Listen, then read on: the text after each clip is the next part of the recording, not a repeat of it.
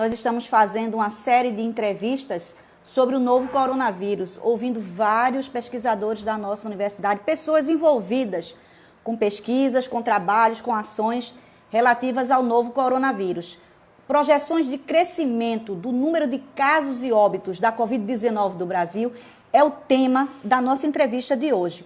Eu sou Vitória Galvão, jornalista da Ascom, e vou conversar com o professor Dalson Figueiredo, do Departamento de Ciência Política da UFPE.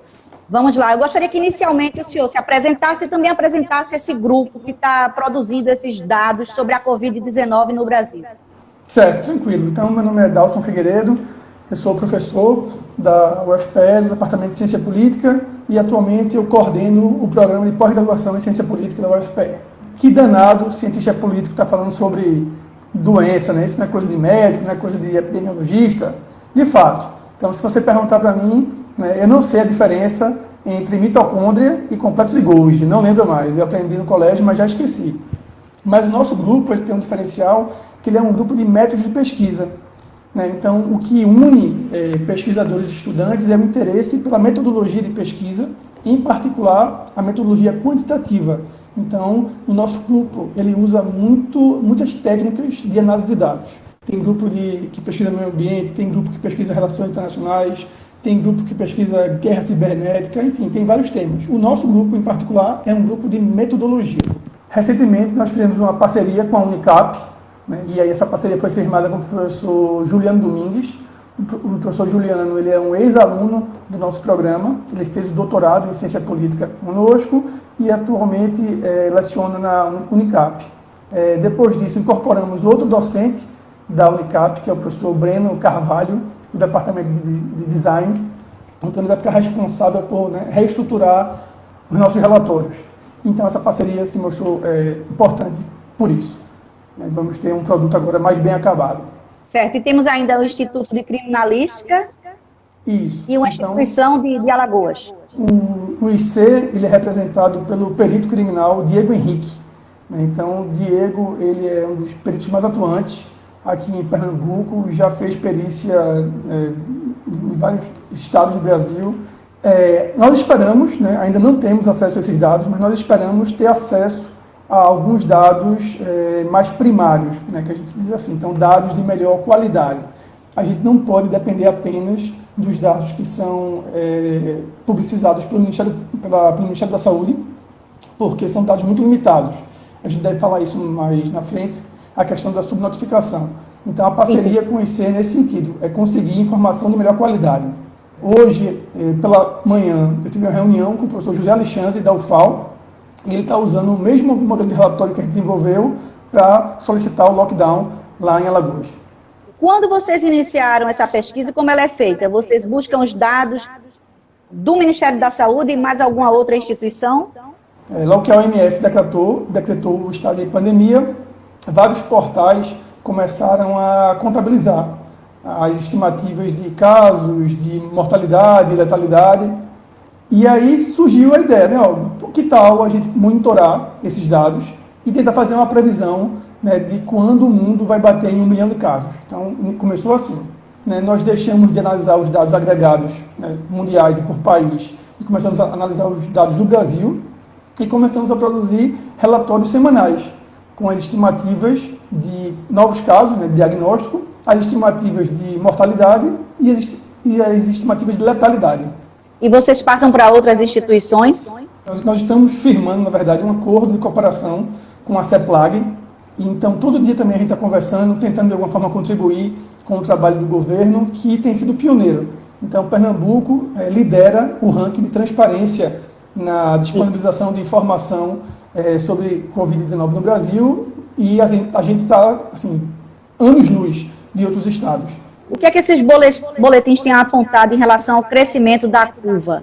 Tem estudos que usam modelo CIR, que a gente chama, modelos epidemiológicos, tem modelos utilizando simulação, tem estudos que usam séries temporais, e todos mostram o seguinte, a tendência é de incremento, então a tendência é positiva, tanto de contágio quanto de mortalidade. E essa tendência é positiva para todos os estados. Então, não tem nenhum estado no Brasil, todas as unidades federativas, sem exceção, estão com crescimentos acelerados de contágio e mortalidade. Ariana Pacheco, ela pergunta, como é que são feitas as estimativas e o que é levado em consideração? Então, existem vários tipos de modelagem. Essa modelagem que a gente está fazendo, e aí eu queria fazer também uma homenagem ao professor Enivaldo Rocha. Então, o professor Enivaldo era do Departamento de Estatística, né? Graças a Deus, ele saiu de lá, foi para a ciência política e formou uma quantidade enorme de alunos. Então, qualquer dúvida que a gente tem, a gente liga para o Enivaldo. Enivaldo, como é que calcula essa derivada aqui? E ele, faz assim, assim, assado. E a gente implementa e resolve. A lógica é fácil de entender. A matemática por trás é cavernosa, mas a lógica é simples. O que esses modelos fazem é olhar para o passado, então olhar o comportamento da série no passado, e assumindo que nada de estranho vai acontecer, ele espera que esse comportamento do passado se mantenha constante e se repita no futuro. E o que está acontecendo, né, o que as nossas projeções mostram, é que a gente sempre acerta a tendência, mas o ritmo de contágio está cada vez mais alto. Então, se você ouvir alguém falando, né, que o ritmo está diminuindo, isso é mentira. Né? O ritmo está estabilizado, isso é mentira. O ritmo está cada vez mais acelerado. Né? E nós temos evidências, né, que mostram isso. Uma informação importante que a gente deve observar é a curva de novos casos. Né? A curva de novos casos, ela dá uma ideia do ritmo de propagação da doença. E o que você quer é que essa curva se estabilize, né, e depois comece a cair. Né, e que chegue um dia que você não registre nenhum caso, ou poucos casos, 2 casos, 3 casos. Mesmo quando você derruba o contágio, que são os novos casos, a mortalidade continua crescendo, que é o caso da Itália. Então, a Itália, há um mês, né, então desde 26 de março, mais ou menos, que o contágio na Itália vem caindo, mas a mortalidade ainda está constante. Então, é muito mais difícil você derrubar a curva de mortalidade. Então, o que a gente espera é que a gente tenha várias ondas. A gente está, né, subindo a ladeira da primeira onda. Então, está muito no início. Né, se você é desse pessoal mais agoniado, né, se controle, porque vai demorar muito para a gente voltar a alguma coisa parecida com o que a gente chama de normal. A gente não tem como afirmar onde a gente está por conta da questão dos testes.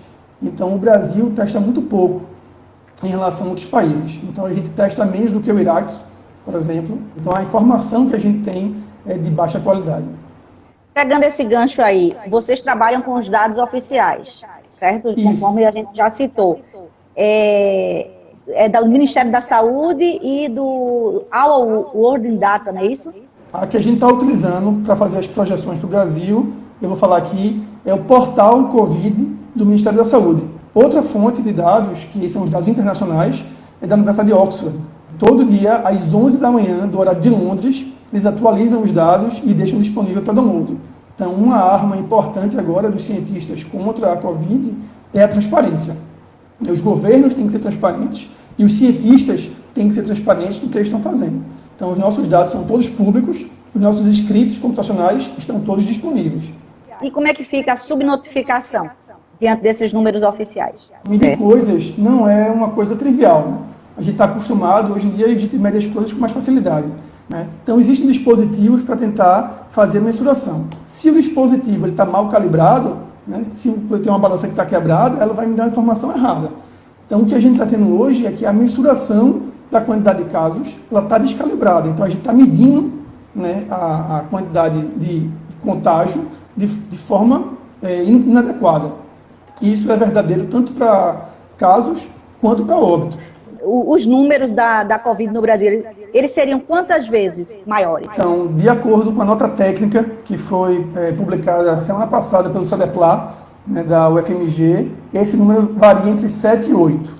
Então, você vê o que está agora e multiplica por 8. De acordo com um estudo realizado no Rio Grande do Sul, que foi um estudo de prevalência com uma amostra aleatória, e aí é um estudo que a gente pode confiar ainda mais, eles estimaram mais ou menos em média em 10. Então, o que você encontra, você multiplica por 10. Então, no Brasil, hoje, nós temos 125 mil casos. Então, você faz vezes 10, você vai ter fácil, mais de 1 milhão. Né? Em Pernambuco, a contabilidade oficial é de quase 10 mil, 9.881. Então, também você multiplica por 10. Isso vale para os óbitos também? Não, para os óbitos aí é mais difícil de estimar. É mais difícil? É mais difícil de estimar, porque essas correções de prevalência, elas fazem a lógica é tal qual uma pesquisa eleitoral. Então, eles tiram uma amostra da população, vão na casa das pessoas, né, retiram algum material biológico, que pode ser a saliva, pode ser o escarro, pode ser até mesmo sangue, e eles calculam a prevalência, né, de diagnósticos positivos nessa amostra. E a partir disso, né, eles generalizam para a população. Para óbito é mais complicado, porque você tem que fazer uma amostra de óbitos, mas dá para fazer também. Mas aí tem questões técnicas e éticas que são mais difíceis. Em relação às curvas, tem que ter calma, porque antes da curva cair, ela tem que estabilizar, né? Então, a gente se você olhar um gráfico agora do Brasil, de Pernambuco, você vai ver que as duas curvas elas estão assim. Né? Quando é que a gente vai falar em queda? Quando elas estiverem assim. Quando a curva de contágio estiver estabilizada, no platô. Num platô, que o Mandetta, né, na época o ministro da Saúde falava tanto do platô, então quando a gente atingir o platô, é que a gente vai começar a calcular quando é que esse platô vai inverter para começar a cair. Mas a gente está na fase ainda de subir, né? Agora, a gente não sabe em que andar da roda gigante a gente está. Se a gente está no início da subida, se a gente está no meio ou se está no final. Uma pergunta aqui sobre Pernambuco. Professor, segundo as pesquisas, os casos estão se concentrando mais para o agreste, mas eles podem também aumentar no sertão, quer dizer, está entrando para o interior do estado de Pernambuco? Nós começamos a analisar esses dados hoje, antes do almoço. E o que a gente fez foi o seguinte, a gente fez um mapa do contágio em março e depois fez o mesmo mapa do contágio em abril. E quando você bate o olho nisso, é autoexplicativo, né? A doença ela começou a se propagar para o interior do estado, o que é muito preocupante, né? Porque a capacidade instalada de saúde no interior ela é muito mais limitada do que a capacidade instalada em Recife. Então, Recife é um polo médico nacional. Daqui que você traga alguém, né, para entubar, a gente corre o risco de ter uma quantidade de mortes muito maior, né, do que a gente teria se medidas mais severas de controle fossem adotadas agora, na verdade. Porque você não adianta esperar, né, o caldo entornar para depois dizer, bora parar, bora restringir mais. Não, tem que fazer de forma preventiva. Vamos falar um pouquinho, os números de Pernambuco, por que eles são altos? Muita gente se pergunta, o que é que a gente está fazendo ali? Se eu não me engano, a gente está em terceiro lugar no número de óbitos. Pernambuco, como a gente falou, é o primeiro lugar na transparência. Então, a qualidade da informação de Pernambuco ela é muito melhor do que de outros estados, né? Então, o fato de Pernambuco estar na frente não deve ser interpretado, né, como um indicador necessariamente ruim. Porque se a gente está medindo bem, é mais fácil a gente pensar em ações de combate, né? Tem estados que talvez nem estejam medindo, e aí eles não têm noção do tamanho do problema. Pernambuco tem uma noção acurada do que está acontecendo no estado. Nós temos aí 9.881 casos e 803 óbitos. Com certeza, né, quando sair a atualização, a gente passa de 10 mil casos. A gente estava tendo uma mortalidade de 58 óbitos. Então, se você tiver uma média de 4 dias, vamos supor que vai morrer mais 40 hoje. E a gente vai ficar, né, morrendo 40, depois vai começar a morrer 45, vai começar a morrer 50, e a gente não sabe até onde isso vai chegar. Por isso que é importante medidas restritivas agora, né, enquanto a mortalidade de 50 por dia, né, algumas pessoas, né, eu não considero baixar, algumas pessoas dizem que é aceitável. Não é aceitável, perder nenhuma vida é aceitável, né, e se tem como a gente evitar essas mortes, né, o poder público tem que se mover nesse sentido, de não deixar ninguém morrer.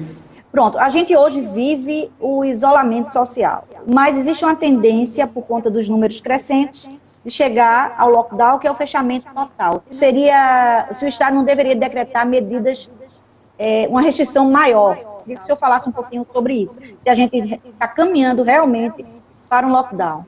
Então, São Luís, né, foi a primeira cidade a caminhar nesse sentido.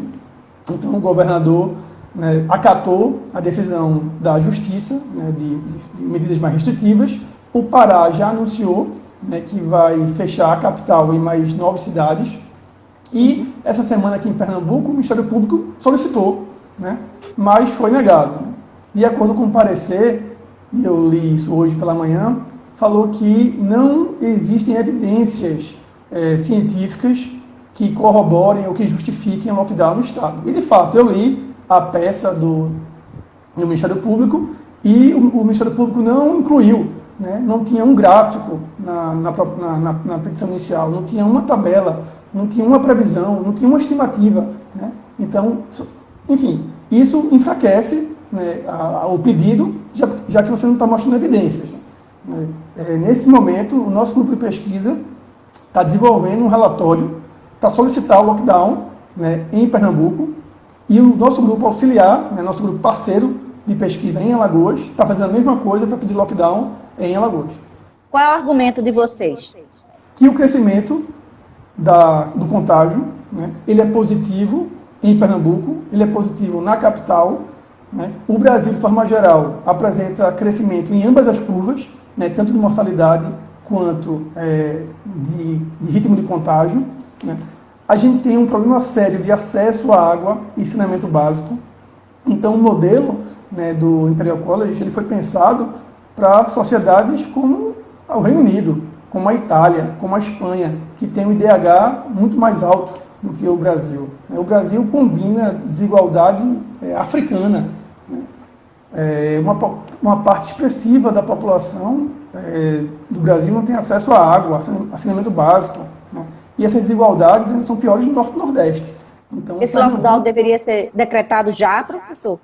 A conclusão que a gente chegou nesse relatório é que sim, né? E aí a gente está tentando desenvolver uma simulação para mostrar a quantidade de vidas que podem ser poupadas em Pernambuco, né, com e sem lockdown, né? Para tentar convencer o poder público de que é melhor pecar pelo excesso do que pela falta, né? Se você pecar pelo excesso, de fato, você vai ter, talvez você agrave a questão econômica, mas é mais fácil criar emprego do que ressuscitar morto. Tem uma pergunta aqui, professor, de Ariana Pacheco, ela gostaria de saber se dá para comparar o crescimento da doença no Brasil em relação a outros países, por exemplo, Itália, Espanha, se no mesmo período de tempo a gente cresceu mais rapidamente ou menos. Essa é uma pergunta interessante, porque aí você introduz uma nova variável que é o tempo, né? Então, há quanto tempo a doença está ali? E a gente não sabe, na verdade.